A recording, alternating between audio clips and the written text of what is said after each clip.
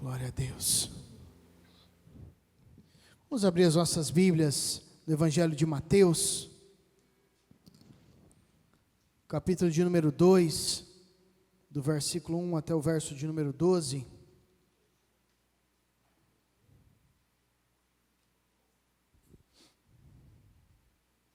Mateus 2, de 1 a 12. Você pode também acompanhar conosco na tela.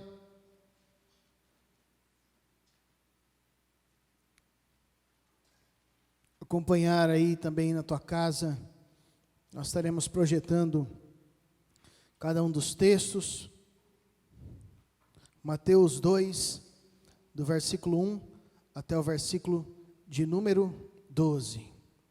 Enquanto você vai abrindo a tua Bíblia, abra também o teu coração, para que você possa receber mais do Senhor nesta noite.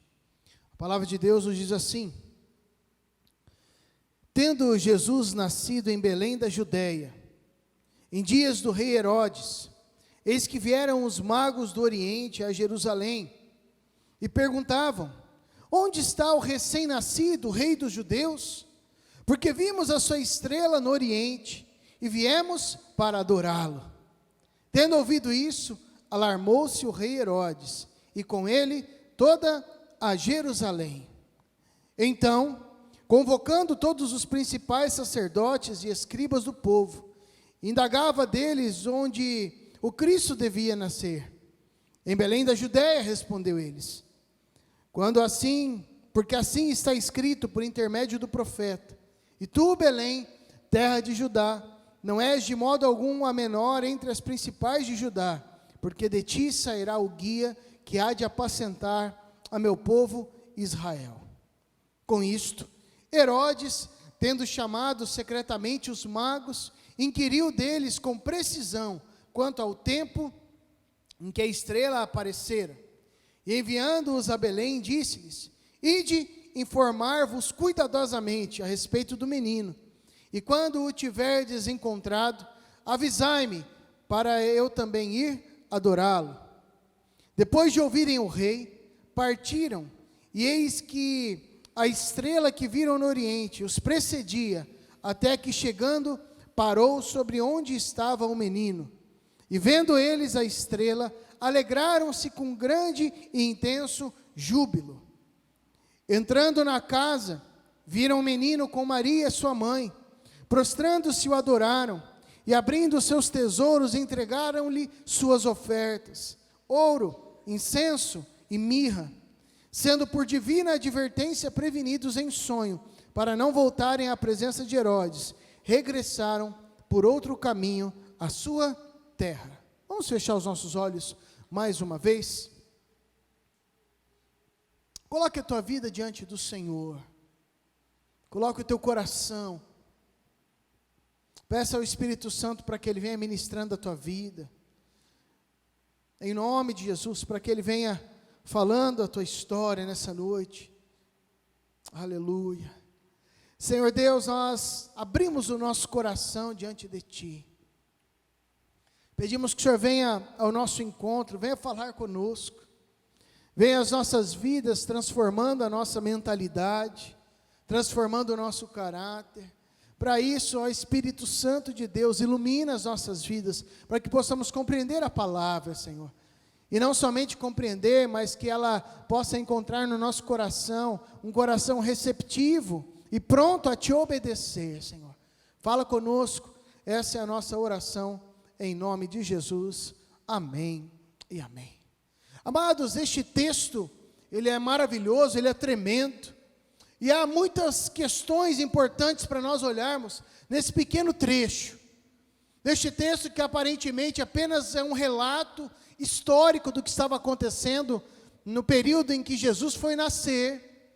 Texto que às vezes é muito lido, né, na época de Natal, onde há um presépio ali montado.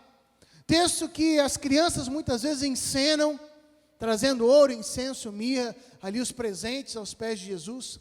Mas texto, querido, que denota várias formas de enxergar o Mestre, de enxergar a Jesus, o Salvador. Mesmo aqui ainda às vésperas do seu nascimento.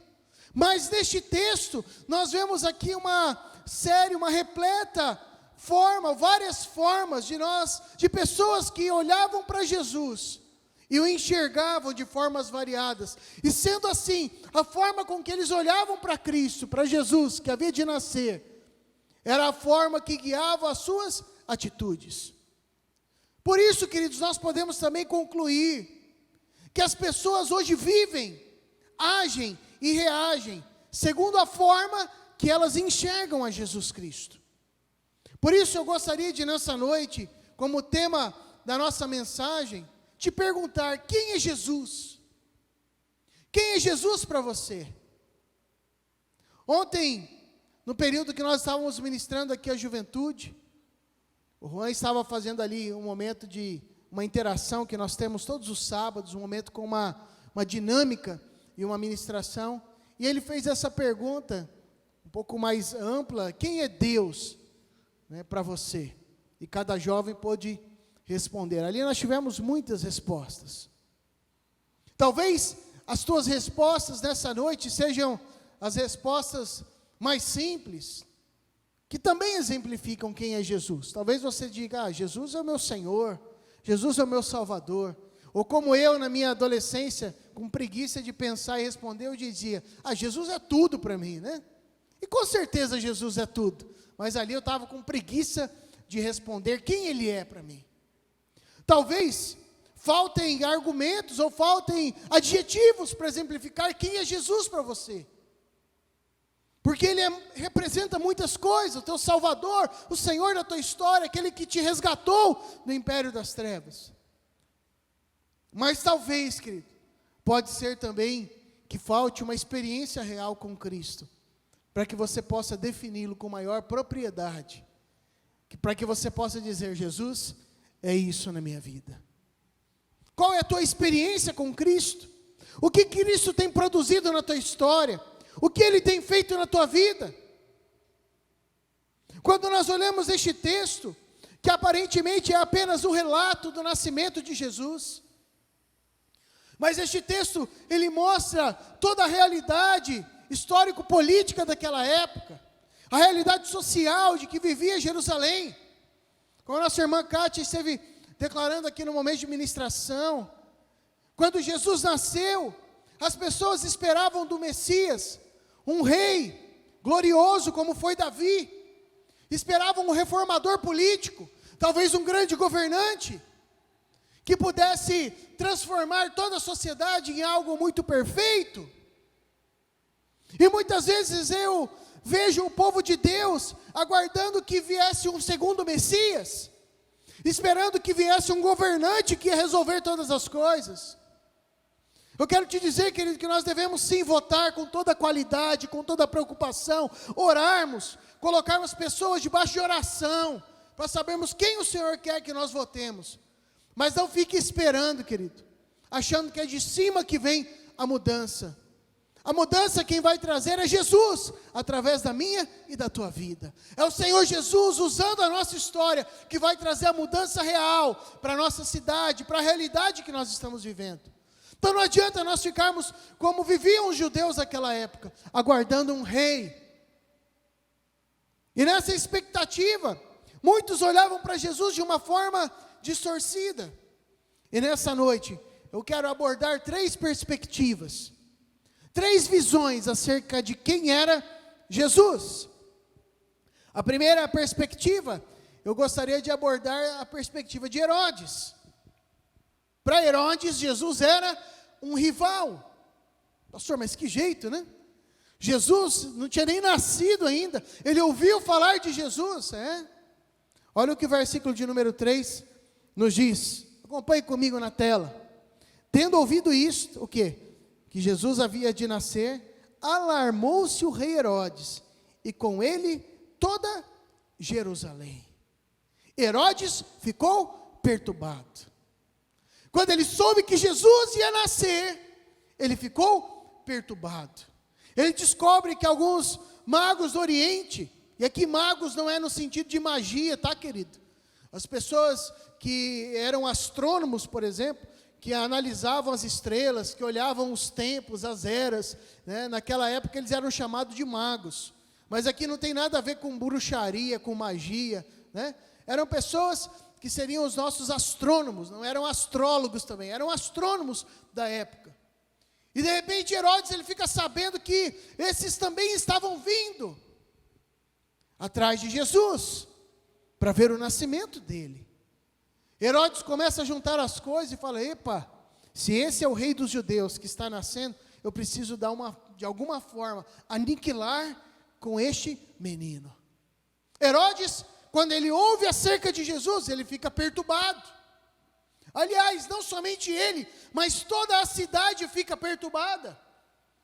Diz o texto que não somente Herodes, mas junto com ele, toda a Jerusalém.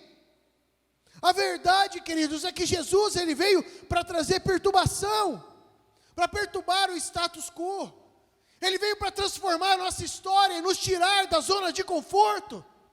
A realidade é que Jesus, ele não veio para afagar o nosso ego.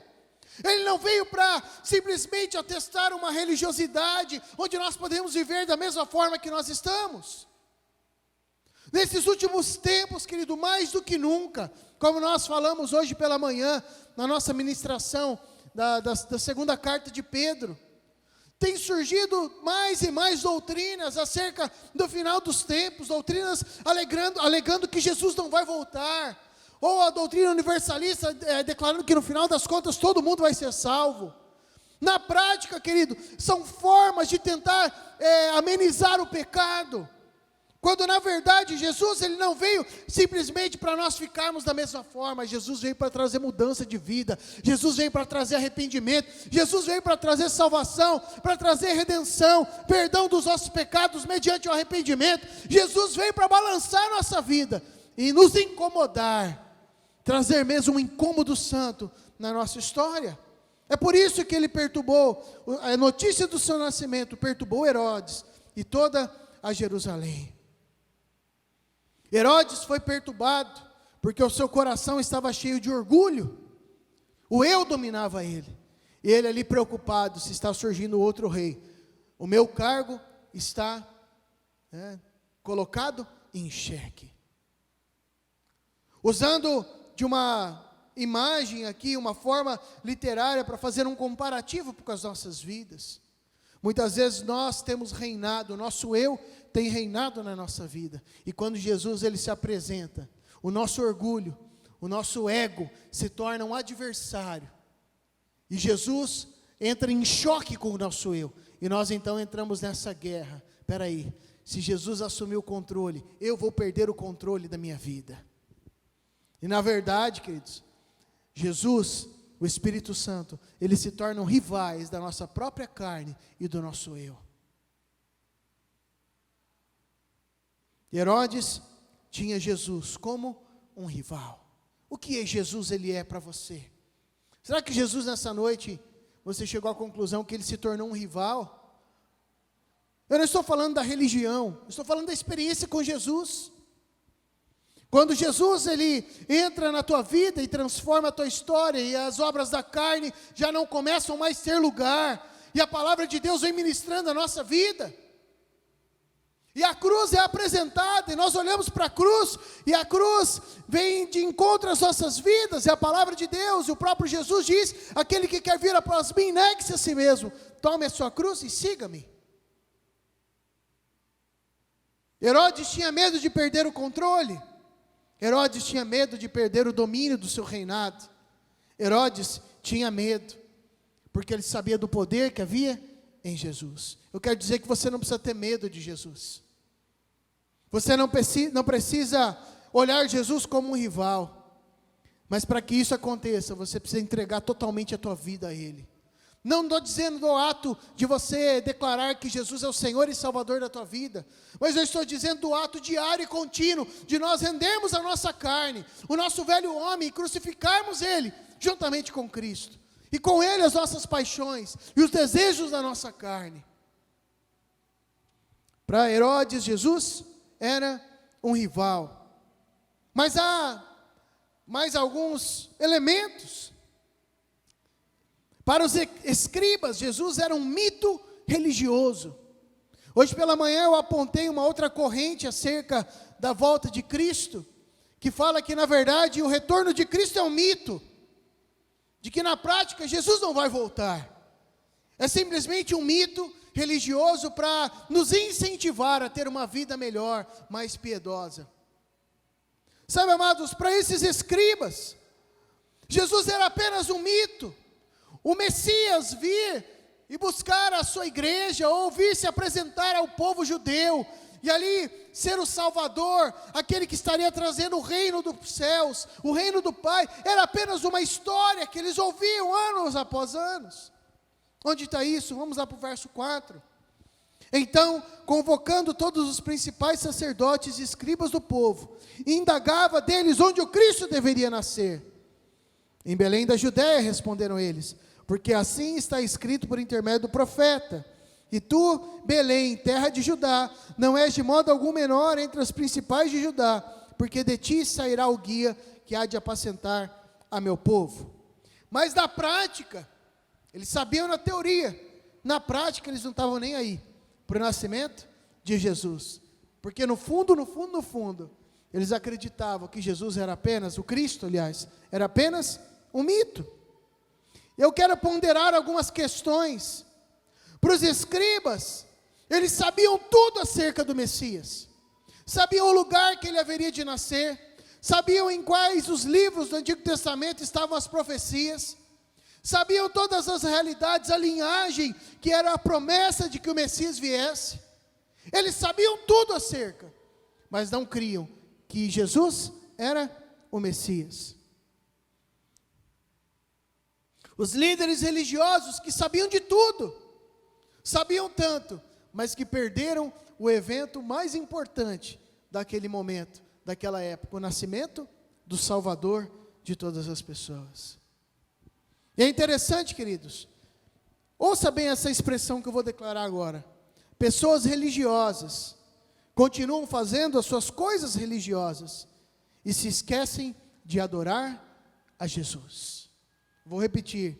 Pessoas religiosas continuam fazendo as suas coisas religiosas, esquecendo de adorar a Jesus. Quando eu estou dizendo isso, eu não estou falando, querido, que nós não devemos ter a nossa vivência eclesiástica. Mas à medida que a igreja se torna religiosidade, à medida que o meu relacionamento com Cristo se torna religiosidade, à medida que a minha experiência com Deus se torna religiosidade, eu vou continuar fazendo uma série de coisas, mas me esquecendo de colocar Jesus como centro da minha vida e centro da adoração que eu estou declarando. Para esses escribas, a religião era adorada. Eles estavam tão ocupados nos seus afazeres que não puderam discernir que o Messias estava nascendo. Eles sabiam tudo acerca disso, mas não conseguiram identificar o Messias para poder adorá-lo. Os sábios, os astrônomos, eles sim foram lá e adoraram a Jesus, souberam reconhecer, viram os sinais nos céus e foram adorar Jesus. Mas os maiores estudiosos, os escribas, essa visão mítica que eles tinham acerca do Messias, os impediu de ter um relacionamento mais profundo e saber que o Messias estava nascendo. Quem é Jesus para você? Um rival? Jesus é um mito religioso, uma realidade religiosa? Eu preciso frequentar uma igreja, eu preciso ter uma denominação. Eu gostei da IPI, lá é um ambiente legal, onde tem um culto ponderado, onde tem uma boa palavra, um louvor abençoado. Ou você está aqui por causa de Jesus? Tudo isso que eu disse é muito importante, eu não estou descartando essa importância, queridos. Mas o centro da nossa adoração deve ser Jesus. Não a igreja, não a denominação, não o que gira em torno da igreja, mas é Jesus. E as outras coisas vão ser acrescentadas, e é maravilhoso nós estarmos como igreja, caminhando segundo a palavra, vivendo em comunhão, mas o centro da nossa adoração precisa continuar sendo Jesus, para que Ele continue assentado no trono das nossas vidas, e continue sendo o Senhor, Salvador, suficiente para a nossa história. Para Herodes, Jesus era um rival. Para os escribas, Jesus era um mito religioso. Mas em terceiro e último lugar, para os sábios, os astrônomos, Ele era o Messias. Verso 11: entrando na casa, viram o menino com Maria sua mãe, e prostrando-se, o adoraram, e abrindo os seus tesouros, entregaram-lhe suas ofertas, ouro, incenso e mirra. Eu vou ler novamente. Entrando na casa, viram o menino com Maria sua mãe, prostrando-se, o adoraram, e abrindo os seus tesouros, entregaram-lhe suas ofertas, ouro, incenso e mirra. Diante de Jesus, queridos, mesmo como um menino, não há outra coisa a não ser dobrar os nossos joelhos e adorarmos o Rei dos Reis e o Senhor dos Senhores. Diz a história que haviam duas mulheres, e essas estavam desfrutando de um almoço em um restaurante muito conceituado. Quando então um amigo se aproximou delas e as cumprimentou, e ele então viu aquele jantar todo especial, elas muito bem arrumadas, né? Ali a mesa exclusiva para elas duas, e ele pergunta então, qual é a ocasião que vocês estão se reunindo? Existe algo especial? E uma das mulheres disse, este é o aniversário do meu bebê. O amigo, estranhando, começa a procurar, ué, mas cadê o seu filho então? E a mulher responde, você acha que eu iria trazer o meu bebê para esse restaurante e estragar o meu almoço? Estou fora.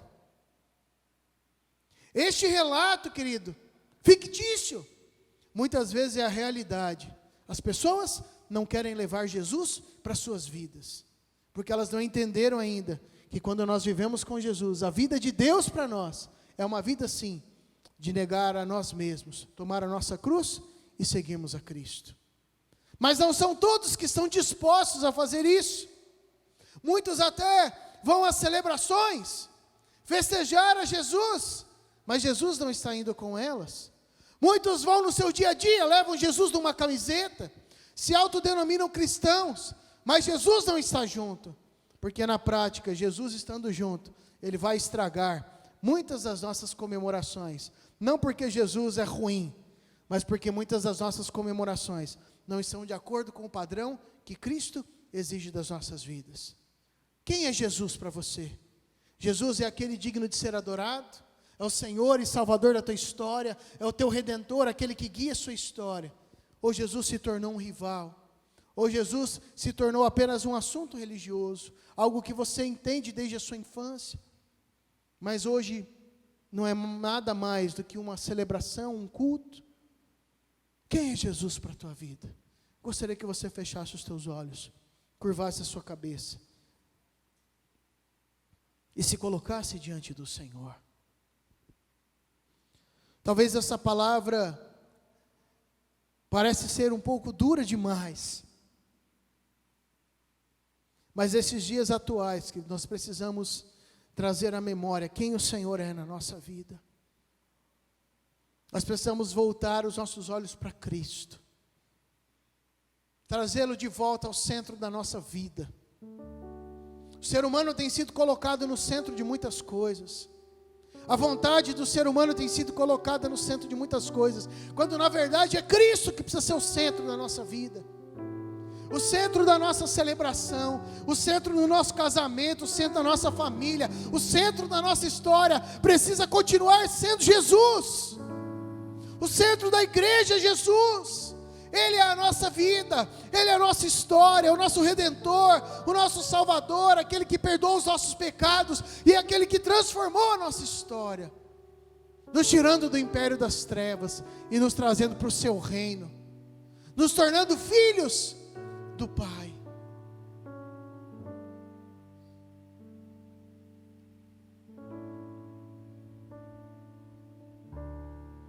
Aleluia, Jesus. Quero te convidar a se colocar em pé na presença do Senhor.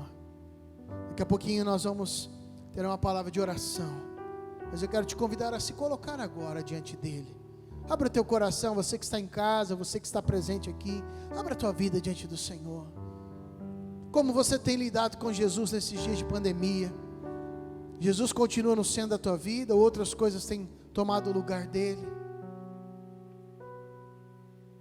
Quem é Jesus para você, meu irmão, minha irmã? Você que está em casa, quem é Jesus para você?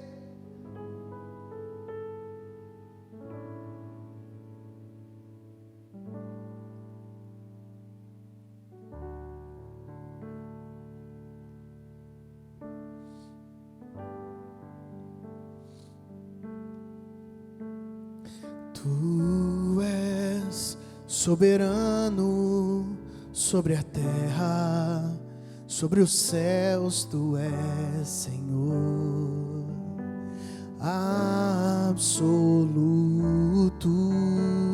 Esse é o nosso Deus. Tudo que existe acontece, tu sabes muito bem. Tu és tremendo,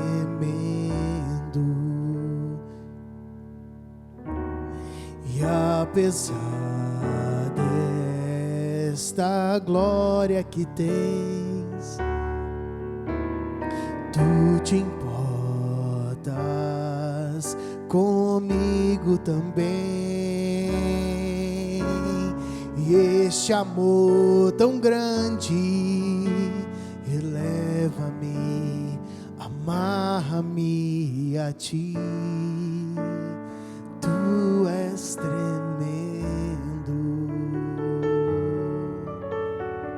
Esse é o nosso Deus, querido. Ele quer transformar a tua história. Ele no centro da tua vida. O amor dele é tão grande que a tua vida não será mais a mesma. Será transformada, encharcada por esse Deus tremendo. Eu quero te convidar a declarar mais uma vez esta canção.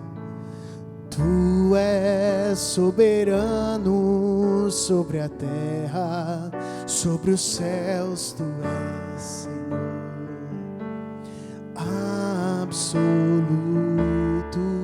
Tudo que existe, tudo que existe acontece, tu sabes muito bem. Tu és tremendo, e apesar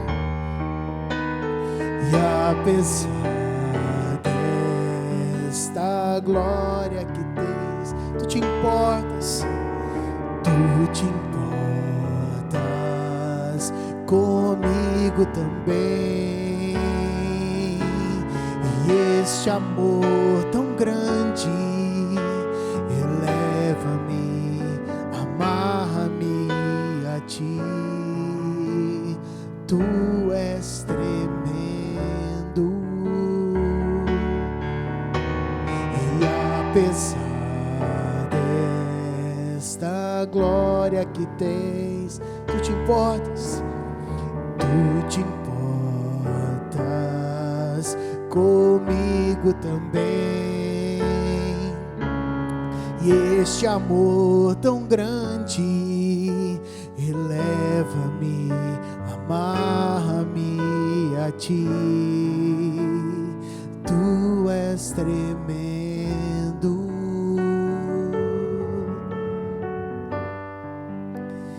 tu és tremendo.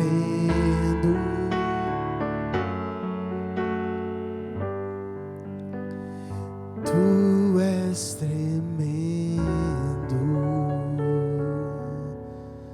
Grande é o Senhor, nessa tua grandeza, Senhor, no teu infinito e imenso amor. Toca as nossas vidas, Senhor.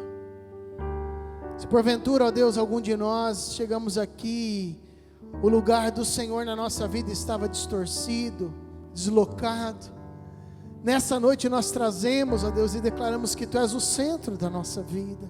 Tu és o nosso Salvador, o nosso Senhor, e diante da Tua presença não há mais nada senão Te adorar, senão prostrados nos render aos Teus pés, Senhor, e ofertar aquilo que nós temos, a nossa vida, tudo que somos e temos é Teu, e está ao Teu dispor, Senhor. Usa, Deus, a vida de cada um como lhe aprouver.